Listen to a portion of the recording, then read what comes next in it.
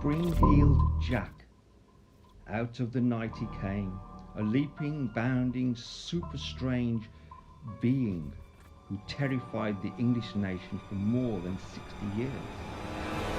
At first, tales of this devilish-like figure who leaped from rooftop to rooftop was accepted as hysterical and nonsense.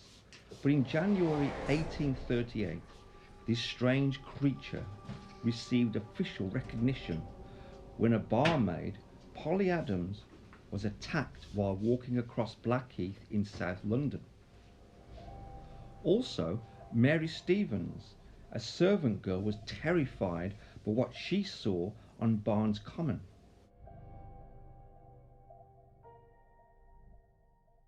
Lucy Scales, a butcher's daughter, was attacked in Limehouse, and Jane Alsop was almost strangled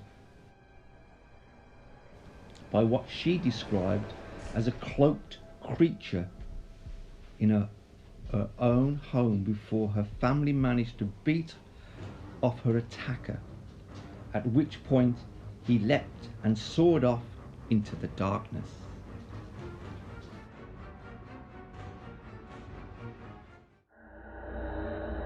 Jane Alsop described her inhuman attacker to London magistrates.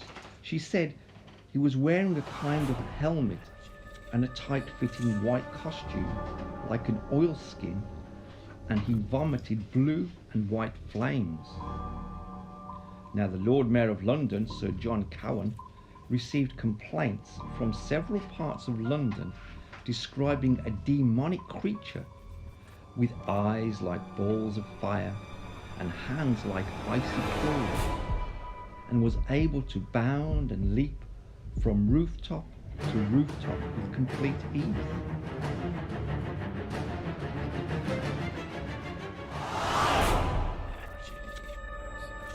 The police did not dismiss these stories, and even the Duke of Wellington, although aged nearly 70, he went out armed on horseback to hunt down and kill the monster. Who was this mysterious fiend who roamed London attacking women? During the 1850s and 60s, Spring-heeled Jack was also seen all over England, particularly in the Midlands. And in 1870, the army set traps to catch him after scared sentries reported being terrified by a man who sprang onto the roof of their sentry box. In 1870, angry townsfolk in Lincoln are reported to have shot him in the street.